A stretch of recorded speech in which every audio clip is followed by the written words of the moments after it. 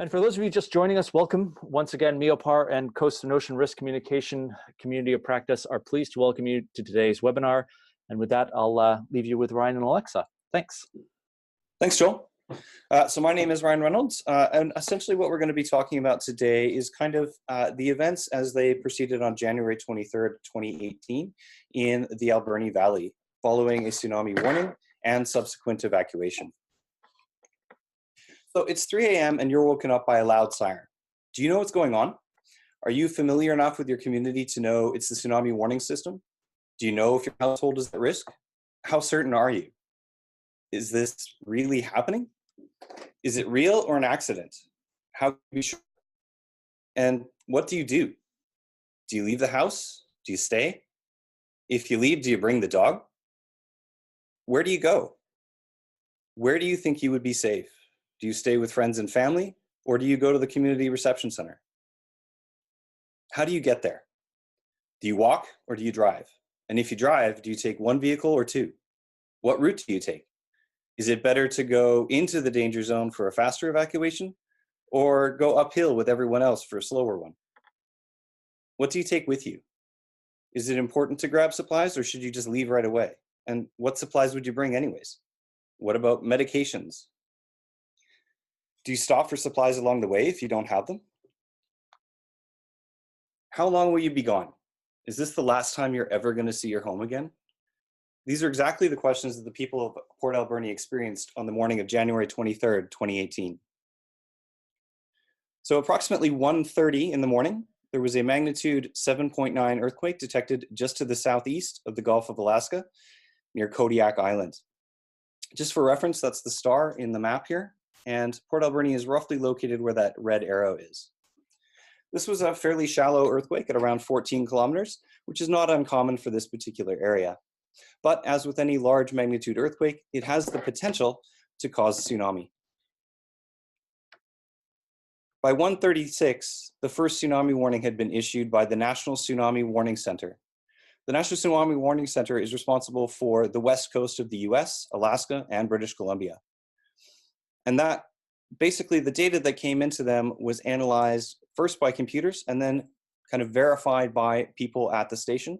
And those initial warnings went out to emergency communicators across the area, including Emergency Management BC. At the time of the event, it was an approximate 3-hour travel time from where the star is located at the epicenter to where Port Alberni is, where that red arrow is located. At about 10 to 2, the first warnings went out to local officials. And by 2:15 a.m., the Emergency Operations Center in the Alberni Valley was opened and staffed. Now, the EOC here is jointly operated by the Alberni Cloudcoat Regional District and the City of Port Alberni. They already have protocols in place, and the acting EOC director was already online by 2 o'clock. Pagers and calls were sent out to staff and various elected officials. By 3 a.m., the decision was made to evacuate the inundation zone in the Alberni Valley, not only in Port Alberni, but in surrounding communities as well. And this was based on the best information that was available to the director and other emergency managers at the time. Other communities had evacuated earlier, but it was seen as important to base their decision on the best information available and not to cause an evacuation until it was absolutely necessary, which at 3 a.m. it was decided it was. So I'm just going to hand off to Alexa here. So after the event, Ryan and I chose to go to Port Alberni to speak with local officials and community residents to understand how the evacuation event played out and how it was perceived by the public and officials. 3 months following the event, Ryan and I traveled to Port Alberni in April and spent a week in the community. During the visit, Ryan and I went door to door to survey homes in the inundation zone. We supplemented this information with an online survey that was open to all residents in the Alberni Valley. The online survey was open for 30 days. We also talked to 11 officials during 1-hour semi-structured interviews with current and former emergency officials. In total, we interviewed 11 emergency officials, completed 111 door-to-door surveys, and had 353 online surveys completed. I'm passing it back to Ryan. Great, thanks, Alexa. So just to give you some quick background for those who might not be familiar with British Columbia or the part of Vancouver Island we're talking about, Port Alberni is located on Vancouver Island, just to the west coast of the Lower Mainland, where Vancouver is located. They have a population of just over 17,600 people, so it's a relatively large city for that region. And depending on how quickly you drive, it's roughly a 2.5-hour drive from Victoria. It has its origins as a mill town and as a deep port town with ocean access to the Pacific Ocean via the Alberni Inlet at Barkley Sound. Now, Port Alberni is no stranger to tsunami risk and is in fact the site of Canada's most destructive tsunami disaster in 1964, when the Good Friday earthquake and subsequent tsunami devastated the port areas of what was then the two communities of Alberni and Port Alberni. That was a magnitude 9.2 earthquake, so significantly stronger than what we saw in January, but still an 8.0 or 7.9 as we saw was a high risk for this particular area. And at the time they experienced 3 to 4 meter waves in some areas. Over $10 million of damage was done at the time, which is roughly around $81 million today. But estimates of what that would be if it were to occur today would be well into the three-figure million-dollar range. As you can see from this map, the inundation zones shown here in light blue is the area that we're most interested in. This is the area that's kind of below the 20-meter elevation that is most likely to be at risk. And then areas shown in the darker gray kind of are where it's deemed to be safer. There are 6 warning towers that are located around the community. Just 2 were added recently on First Nations lands as well, so that gives us this total of 6 now. And there's a single reception center located on the east side of the city. For those that aren't familiar with tsunami warning systems, essentially these are glorified telephone poles that have a public address system located on top. And each tower is capable of broadcasting a very, very loud siren sound coupled with instructions. And in Port Alberni, what they do is they use both a male and female voice for those instructions, just to kind of get around some of the issues people have with hearing different types of voices. So I'm just gonna hand off to Alexa again. So our study focused on 5 research questions revolving around how the evacuation was undertaken, including difficulties experienced, perceptions of tsunami risk, and lessons going forward. The first question that was asked was, how did residents living in the tsunami inundation zone respond to the tsunami warning and evacuation?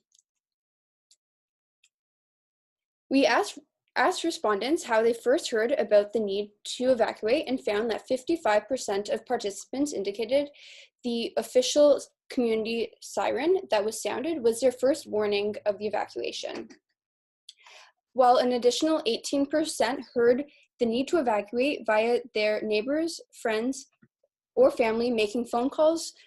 And there's a couple additional percentages from, for example, emergency responders that were driving around the low-lying regions, neighbors knocking on doors, or alerting via television or radio.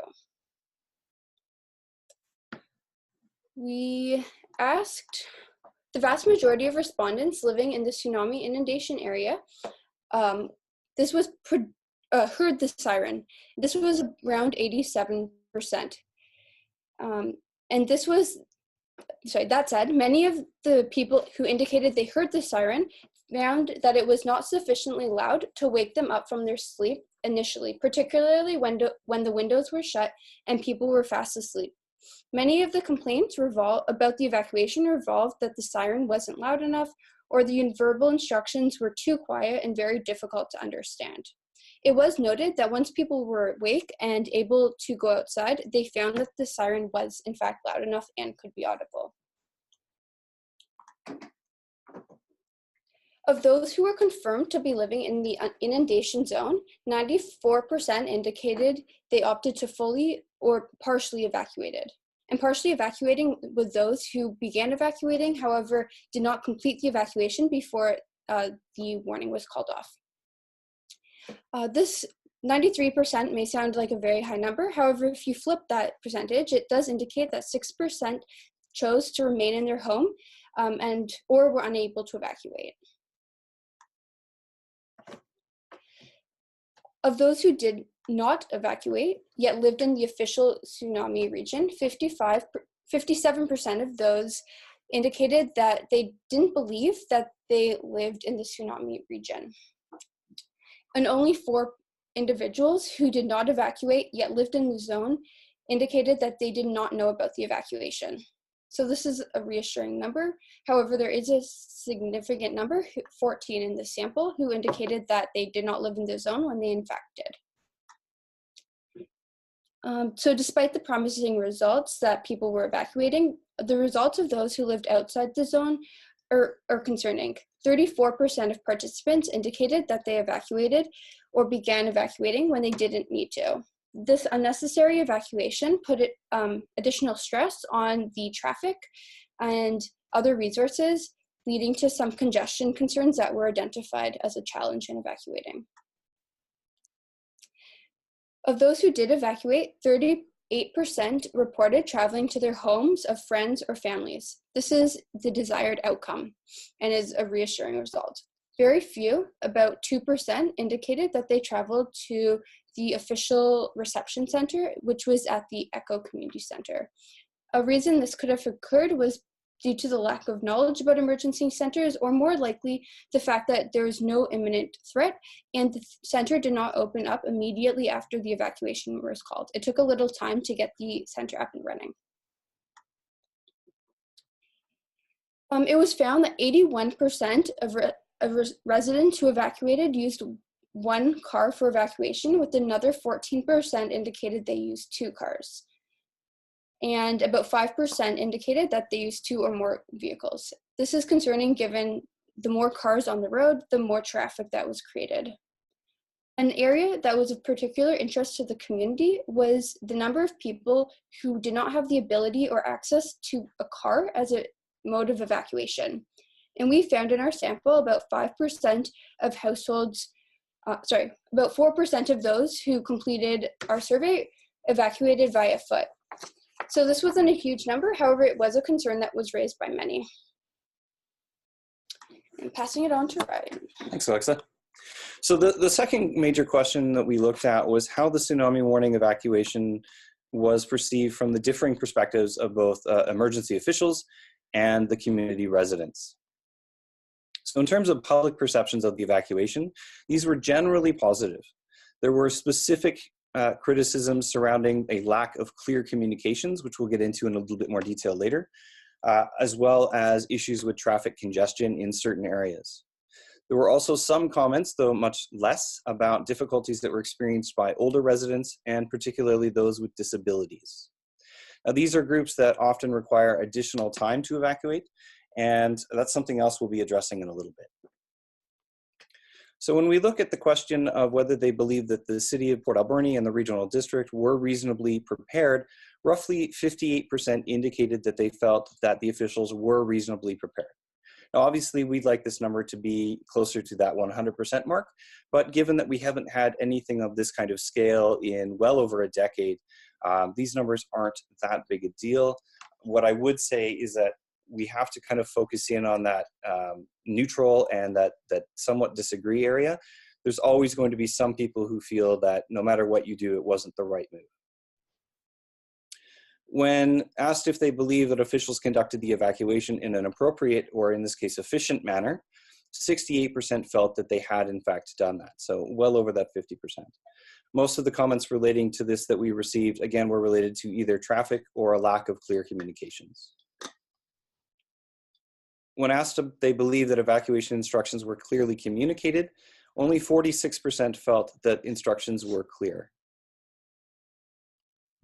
The most common questions that we found in our study, looking at how they responded during the event, were, what's that sound? There was some question about the different sounds between the monthly tests that they do and the actual sounds used during the emergency. And if we have some time during the questions, that's something I'd like to address.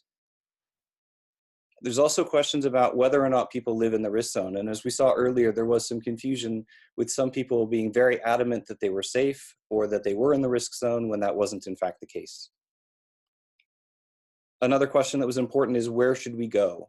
I spoke to one person that had been there for literally 3 days, had just moved in, had no idea about tsunami risk and had no idea where to go despite living meters from the river right there. And then the last question, which kind of speaks to household preparedness, was a question about what we should bring. And again, we'll talk about this a little later on about what we can do to help community members to prepare and to kind of reduce the strains on the overall system. In our talks with emergency officials, again, there tended to be a very positive attitude about the responses, which isn't that surprising, but they were very open and frank about issues surrounding communications, particularly online communications and via social media. They discussed how pre-planned response protocols were enacted and how they were generally seen as effective or, better than expected. Though they did always identify areas for improvements, and it was good to see that that is always happening. Oops, just to continue on with our third question, what difficulties did residents experience while evacuating? So most people, in fact, did not experience any difficulties whatsoever, and which is fantastic. That's what we want to see. About 18% reported experiencing traffic congestion that they saw as a barrier to their evacuation.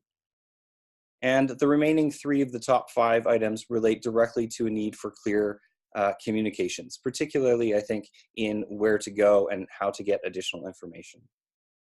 Now, it's also important to note that people could provide more than one answer, so these numbers aren't going to add up to 100%. So some people would say none of them, and some people might choose all of them. Another question that we wanted to look at was just how clear evacuation signage was to individuals. So were the signs that mark emergency evacuation routes clear enough? And as you can kind of tell from the pie chart here, the answers were very split along this kind of signage was clear, signage was unclear. Partly that looks to be a little bit geographic in some areas, but I suspect part of this is also related to sign blindness. When we drive by the same thing every day, we can often just forget about it over time. We also have cases where some residents are doing travel between areas most commonly that do not have signs and therefore aren't aware of them. Or there may simply be too few signs, or they may be too small or hidden behind trees, mailboxes, etc. So these are things that are important, particularly for small, high-risk towns to look at how they communicate that for visitors and people who do not necessarily live within the city. I'm just going to hand over to Alexa again. Our fourth research question was about the impact that evacuation experience had on community perceptions of tsunami risk, their trust in emergency officials, and how the evacuation affects future evacuation intentions. More specifically, we were interested in seeing if the evacuation changed perceptions of tsunami risk. We found that for those who were within the inundation zone, there is no significant increase in perceived risk. However, for those outside the inundation zone, there was a significant increase. This could be because of those living in the risk area had normalized the risk, whereas those who were outside of it became aware that a tsunami was potential for their community. It is important to note that those within the tsunami risk area have a significantly higher perceived risk both before and after the evacuation than those outside the tsunami risk area. Because there was some debate over the need to evacuate, we asked residents if they felt that it was the right call, given the information that was available at the time, to evacuate. What we found was that 68% of those participants indicated that they strongly agreed that the evacuation was the right call, and a subsequent 19% somewhat agreed with the evacuation. Alternatively, 7% felt it was the wrong decision, and another additional 7% found that it was a neutral, so they didn't have a strong opinion either way. Finally, we asked participants about the impact of the 2018 evacuation on their beliefs of future evacuation. We found that for most people, there's no change in evacuation intentions. However, for those outside the zone, about 20% indicated that they were more likely to evacuate in the future, and 13% indicated less likely. These results are concerning, as there is a sizable number of people who are still on the road and evacuating when it's not necessary for them to be so. And for those inside the inundation zone, it was found that 49% are more likely and 4% are less likely to evacuate again in the future. again indicating that a small percentage from the 2018 evacuation found that the experience was traumatic or generally negative, and it influenced their desire to evacuate in the future.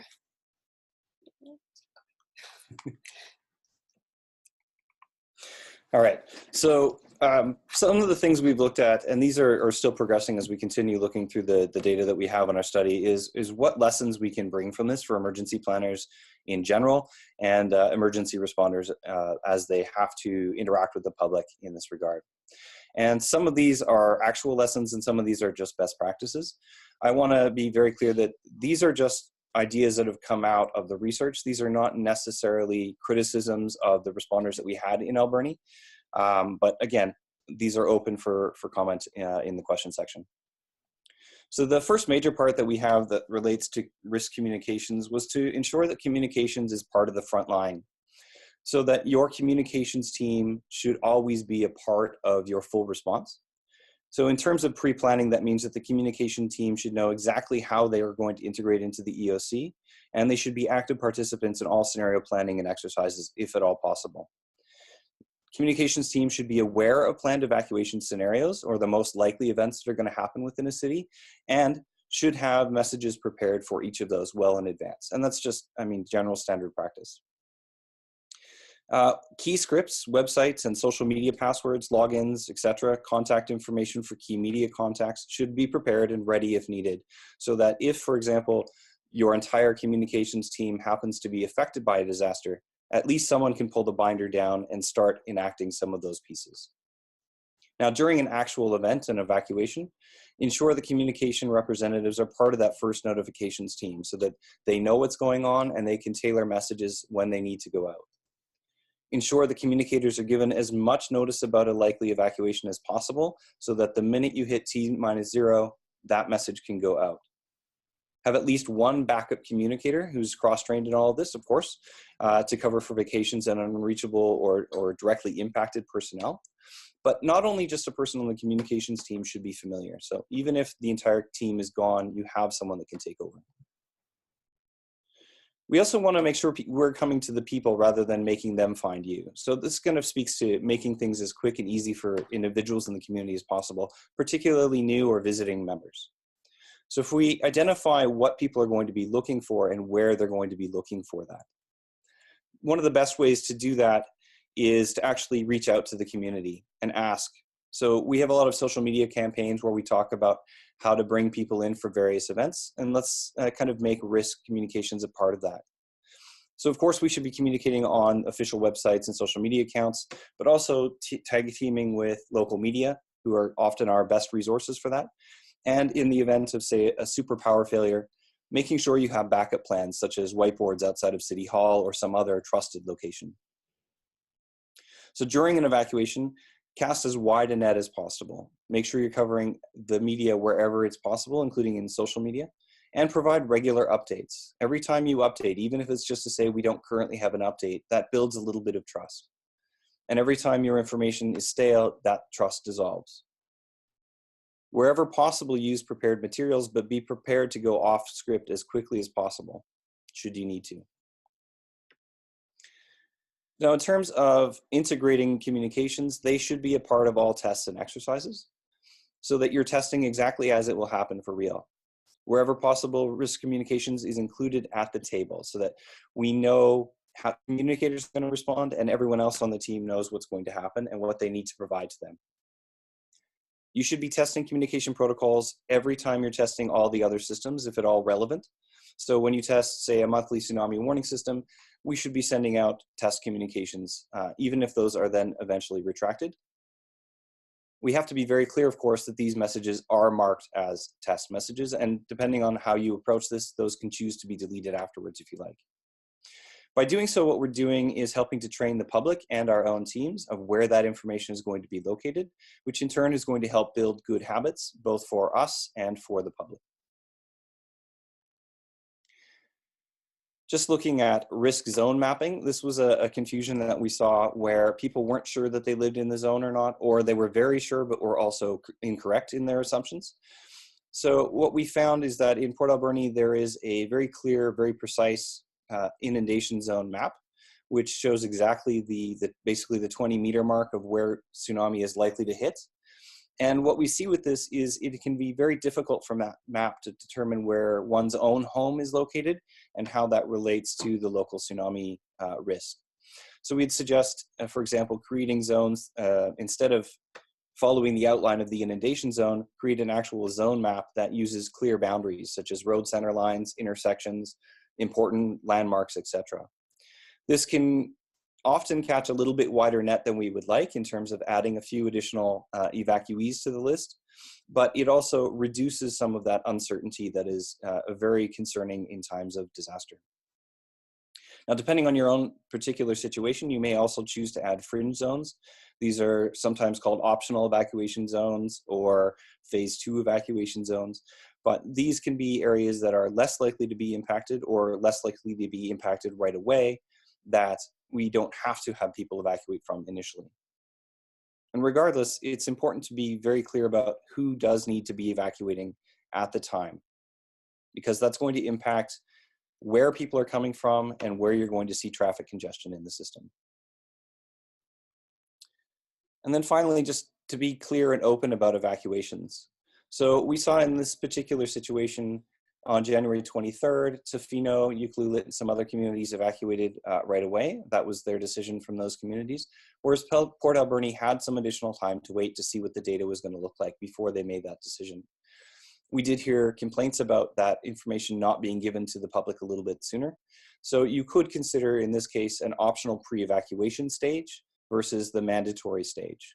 And messaging around that obviously has to be very carefully constructed in advance, but it is certainly an option that might exist for particular residents, such as the very old, those with very young children, those with mobility issues, or those who are at really extreme risk in terms of where their homes are located.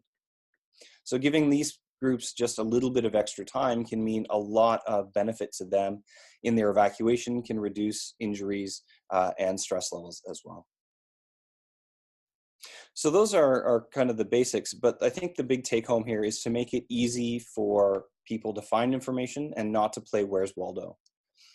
People should be able to figure out where local hazards are in their community, what those hazards are, and what they can do about them. This shouldn't be buried 6 or 7 links into a website. They can be located either right on the main page of a community website, or within that first level of menus, so that people are kind of getting there within 1 or 2 links instead of 6 or 7.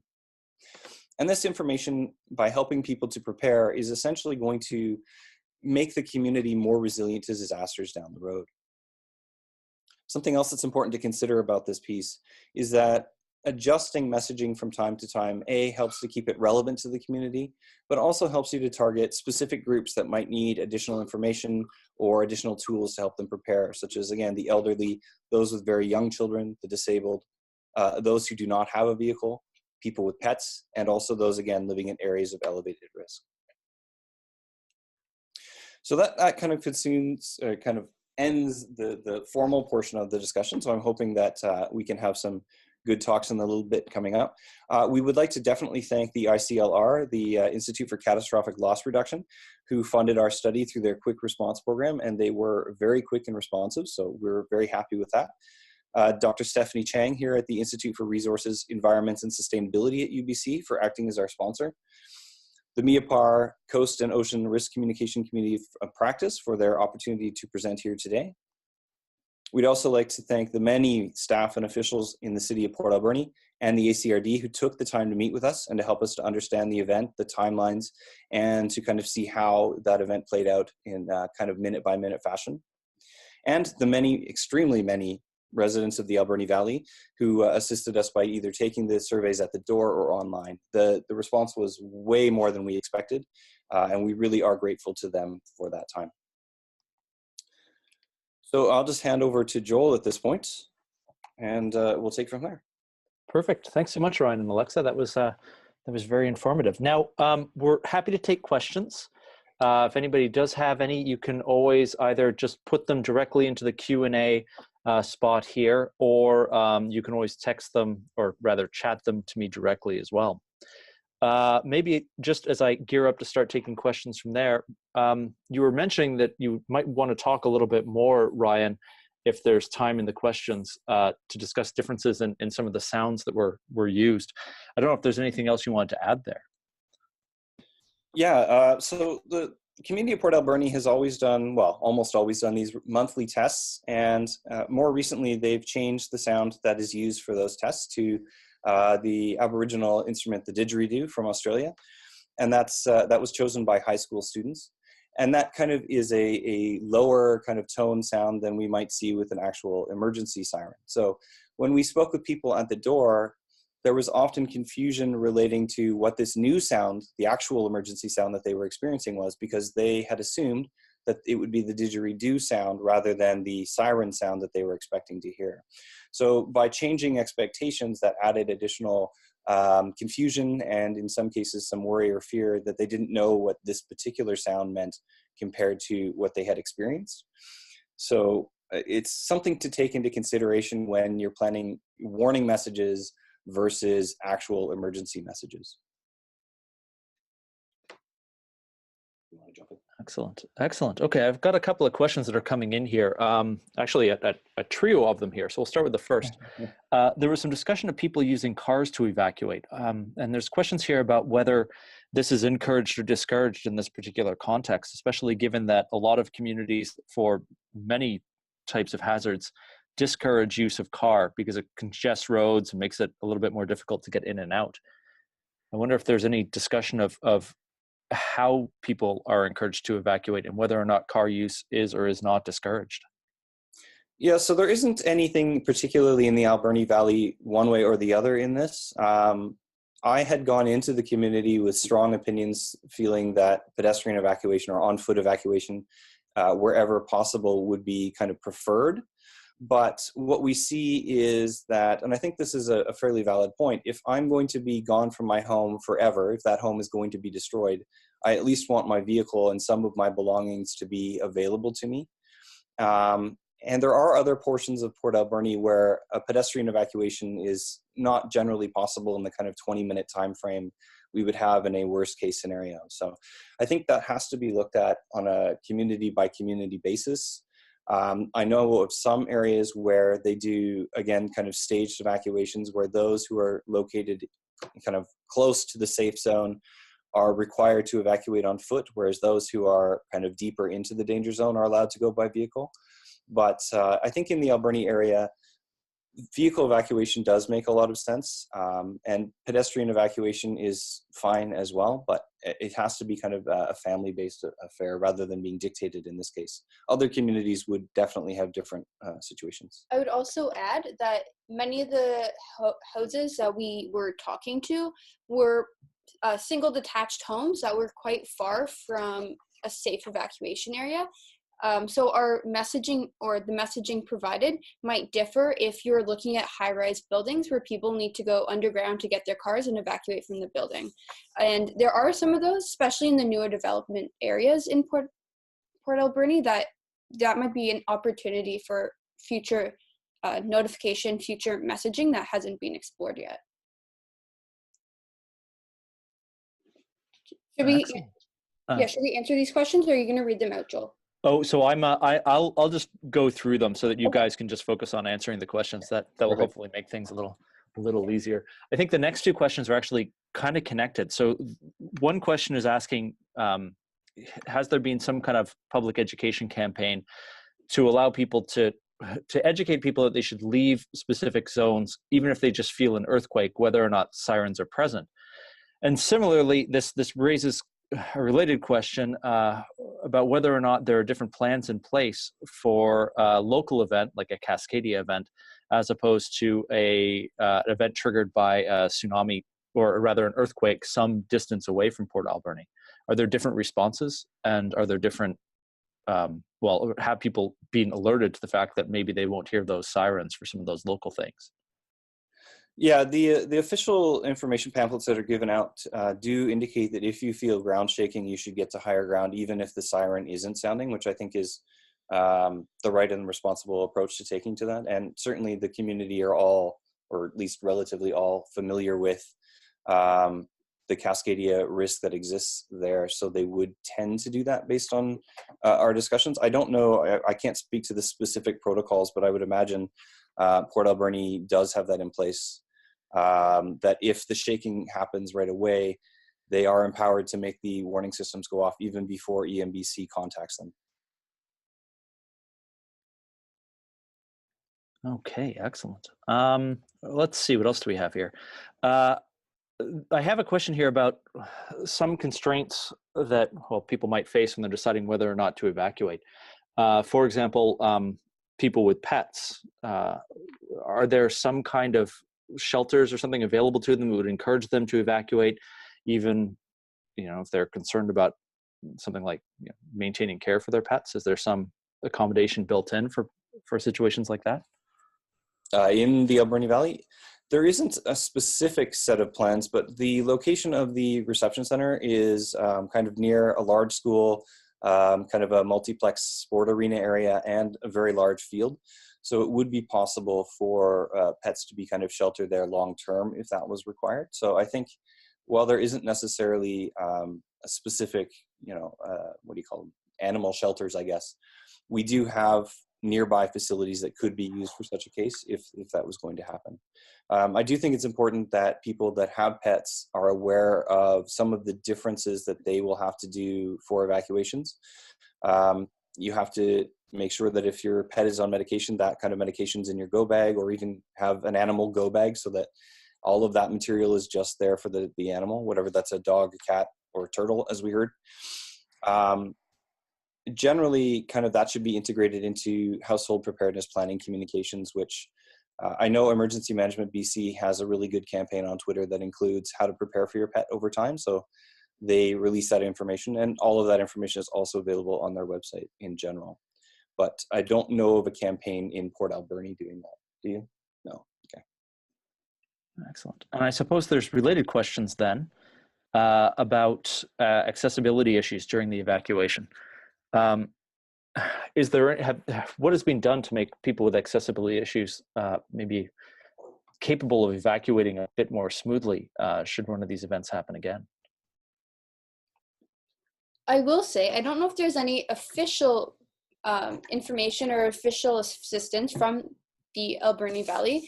However, talking to some individuals who are registered with the local health association, if they require home assistance already, that health group requires that homeowners have emergency response plans that are a bit more rigorous than what the average person would have. So that is reassuring, and that is already being done. I think that is an area for future work, is how do local emergency officials schedule and allow for longer time for certain individuals. That has yet to be discussed. Yeah. I mean, accessibility and disability is a big area for me. I'm going deaf, so it's important to understand what that means. But mobility particularly is a big accessibility issue in most communities. And these are relatively hilly areas, so you're not going to just see people wheeling their wheelchairs up the hill necessarily. But this is an area where we can use risk communications to kind of reach out to households to help them to prepare, to determine what materials they're going to need, to ensure that they have spoken with their neighbors, for example, to make this a community effort. I don't think it's reasonable or even physically possible for, say, firemen and police to go to every home that has disabled people at it to kind of respond and to help them out. So we have to do that as a community. What the city could do is to help facilitate as being a middle person between people who need that kind of assistance and people who live nearby that might be able to provide that assistance.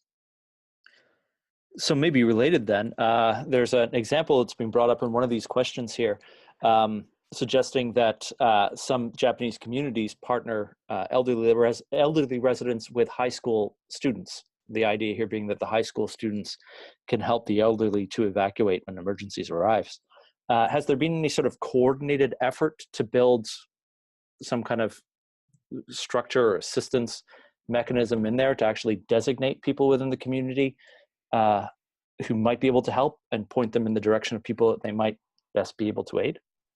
Yeah, I'm not familiar of any such program in BC or actually in Canada. I would have one concern that Often the people that are most risk aren't living near the schools. So again, if it's a 3 a.m. evacuation, for that young person to take on the responsibility of going into a danger zone to help a person who's at risk is not necessarily the right decision to make, and it might in fact place additional strain and stress on those youth that they would have to go and do this. So I think that's something that needs to be carefully considered. But for example, if it's your neighbor, you know, we can kind of make that a little bit easier so that we can check on people who live relatively close to us rather than necessarily just youth in the community. Yeah, and I will say that I had a number of people indicating that they had quickly became aware or recognized that there were elderly or people who needed more assistance, that there were neighbors, and that they knocked on their door even though they hadn't talked to each other in a while, or they had talked to each other and just knew that they may need more assistance. And one person was also ready to go and fill a community support grant to get a community-wide barbecue for the exact purpose of getting to know your neighbors, to see what sort of needs each person has, and just to be more familiar with each other. So that's definitely an area I would look more into, is having community barbecue type events to get to know one another. Yeah, I think this is an area where grassroots is a much better approach than necessarily having officials to manage it.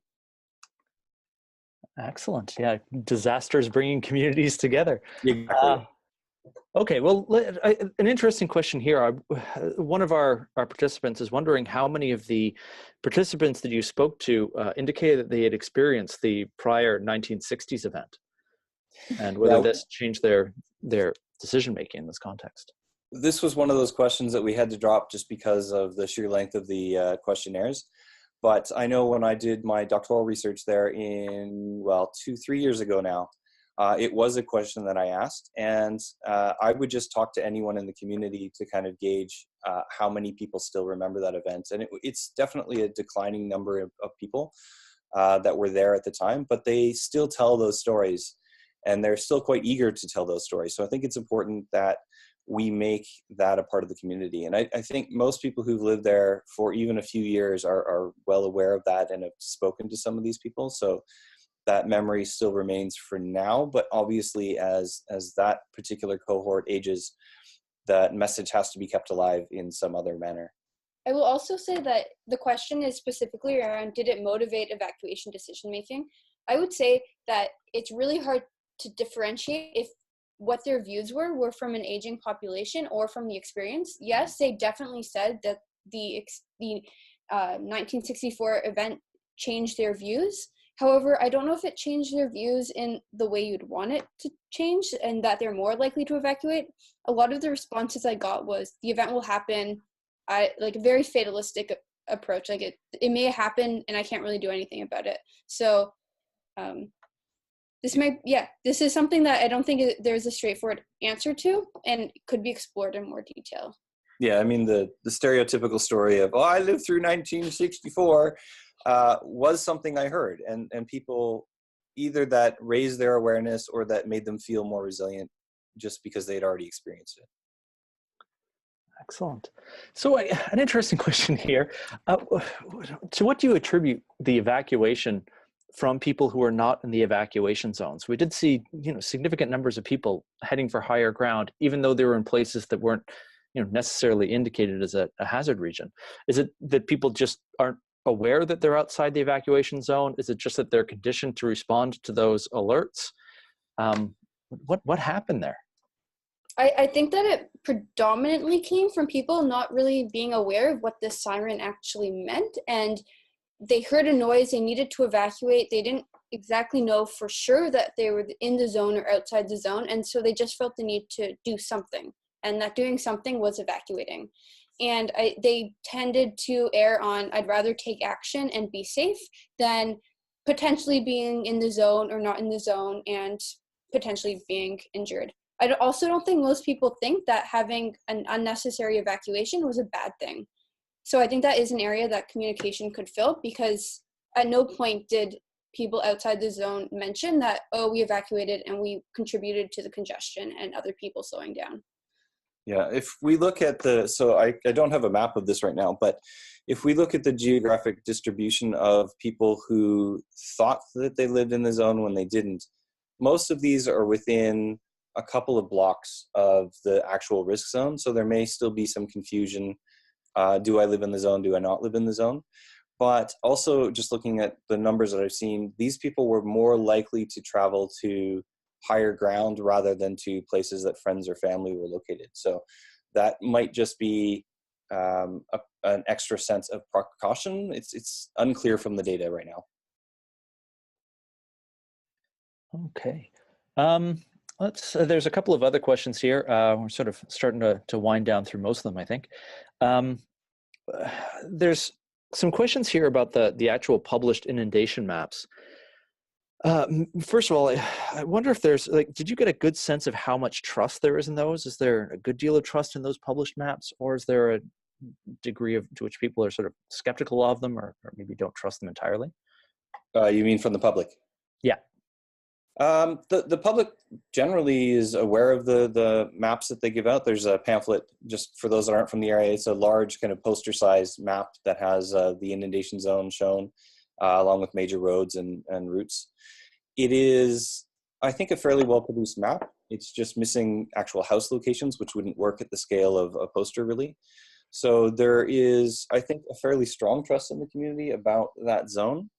I don't necessarily think that that is the most perfect inundation map that could be, because we haven't done full-scale inundation mapping, although that has recently been done by Oceans Network Canada. So I would like to see their actual run-up maps coming out. But I think that the map that they have is well produced, and the area that it covers seems reasonable to me. And I think that the public kind of just takes that for granted that it is correct. So there wasn't, at least in my feeling, a lot of debate about that. Did you get that sense? I would say people are handed a map and haven't thought critically about the map and what the data is. And the other comment or complaint about the map is that people didn't find it all that personally relevant. Yes, it's a map of where the inundation zone is, but not necessarily where their house is. So it's read quickly and not internalized. Yeah. Excellent. So then this comes back to another question we have up here. You are actually delivering printed material, including the inundation maps and the evacuation maps, to people in the community, right? You're mailing them out, or you're actually delivering them by hand, or not you necessarily, but the authorities in Port Alberni. Yeah, although we did hand out some as part of the survey as well when we were talking to people. But yeah, those generally would go out to new residents, and I'm not sure exactly how often that information gets put out, but that it is available if they want to pick one up. Excellent. So coming back to those differences in sounds, I've got a question here asking whether you got a good sense of the community members' feelings about the different sounds for testing and actual emergencies. Is it better in the future if they just use the same sounds? I think this is actually an area in the literature as well where there's some strong debate about this, but we definitely saw those people that were very strongly, who definitely brought up the issue, they were very strongly of the opinion it should be the same sound each time. Whereas I think most members of the community really didn't care one way or the other, as long as it wasn't too loud while they were trying to work for the tests. But I think just my own impression is that you should test with what you're going to do in general. And so either use the same sound or be very clear to the community in your communications that the two sounds are going to be different. Is that kind of your impression, Alexa? Yes, but thinking about it now, if I hear a really loud siren on a monthly basis, I think my stress levels would go up. So I see both sides of it. Mm-hmm. I think it's a value judgment that at this point has been made to have two different noises, and that may be revisited after the event. Yeah, I think this is going to have to be treated on a community by community basis, and you kind of have to gauge your own audience, and then as an emergency manager, but also how annoying your emergency sound is to the public as a direct disruption if you're testing, say, monthly. If you're testing annually, I think it might be a different situation. Okay. Well, let's ask another question here. The question is just written as, has research been done to improve earlier confirmation of the tsunami arriving? Which I suppose is really asking questions about the end of the event and how quickly we can let people know that either the event has occurred, is arriving, or frankly, the emergencies are over. Yeah, we have a bunch of new sensors that are going out through NOAA and through other initiatives here in Canada that are there to specifically detect tsunamis. So in terms of if an event occurs, we are getting better at being certain that an event is coming rather than waiting for it to hit more communities that are closer to the epicenter and then seeing how that might affect us down the road. We're also getting much quicker in terms of the way we communicate once say ocean level gauges are determined whether they are likely or unlikely to have a tsunami. That information is now kind of telemetered to us much more quickly. It's much more real time. So we are seeing that, say, the National Tsunami Warning Center is getting that information quicker. They're able to make their decisions better. But we still only have roughly 100 years of data to consider. So we're always getting new data, which is good, but it isn't necessarily a case of, well, we just add one more sensor and that lets us know a little bit earlier. In terms of when to make the call to kind of turn off the sirens and let everyone go home, that's a slightly different question. And again, that has to be based on the geographies of each community, because as we see in Port Alberni, even if a tsunami passes by, say, Tofino or Bamfield, the channel that goes through there, the Alberni Inlet, can amplify those waves by up to 3 times. So what we might see as being not that big a deal in Bamfield could be quite significant still in Port Alberni. So we kind of have to be a little bit careful in where that call is made and leave that to the officials in each region to make that decision. Okay. And then we're getting close to time, so maybe and it looks like we've actually addressed most of the other questions in here. So maybe I'll just leave off with this last one. The question is whether or not there are actually high risk or problematic evacuation centers somewhere in the evacuation zone, things like hospitals, assisted living communities, anything else that would be difficult to get people out of, relatively speaking, actually located within that evacuation zone. And if there are any of these locations, were there any important lessons learned from this particular event? So that's actually a really good question. We're lucky in Port Alberni, the hospital is quite a ways away from the inundation zone. So it's, in terms of tsunami risk, it's quite safe. In an earthquake, that might be a different situation. I can't speak to that directly. But we do have assisted living, kind of typical old folks homes, as well as for disabled individuals living in the inundation zone. And my understanding is that those centers are each responsible for building their own emergency response plans. I know in the case of, if you think about a large facility with a large number of individuals, it may be very, very difficult or even impossible to evacuate all of those particular groups in a reasonable time. There might simply not be enough vans or ambulances to physically do it. And so that has to be a part of kind of the broad scale community emergency planning and response, unfortunately. What we see in Port Alberni is that the community itself is growing kind of uphill. And so hopefully over time, more and more of these get situated kind of in the safer higher areas versus the lower areas right now. I will also add, because this is David who's asking this, is that there is shelter in place. I think that's the biggest recommendation that has not been looked at the community level yet. When I talked to some homes that turned out to have a disabled person living in them, one or multiple, it was not on their top of their priority list. I don't know if they've ever thought about how they would evacuate the population living there. And in these cases, shelter in place, I think, would be the key message going forward. Yeah, I know there's some question right now on the west coast of Vancouver Island, and in just BC in general, looking at vertical evacuations versus kind of on-ground evacuations. And that's an important question I think we need to address, and researchers are looking into right now how we can build nearby shelters instead of having to force everyone to go uphill. In Port Alberni, it's not necessarily as relevant. It's a relatively short hill that you need to get up. But in areas like Tofino, where we have Long Beach, for example, that might be a valuable resource where people could go to a tower versus having to go all the way up to, say, Radar Hill. Excellent. Well, okay. I think with that, we'll just say thanks again to Ryan and Alexa for presenting today's webinar. That was fantastic. Thanks, guys. Thanks, I'd also like to point out that if you enjoyed today's webinar, there are many more events being hosted in the future by MEOPAR's the Coast and Ocean Risk Communication Community of Practice, or CORC. You can find us online in a couple of different locations. Notably, you can find us at corccop.com. That's corccop.com. We also have a discussion forum on the Future Earth Network. And again, if you have any other questions, you can always reach out to us.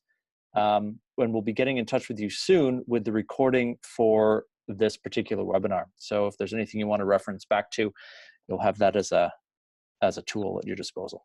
Thanks again, everyone, and we'll see you soon.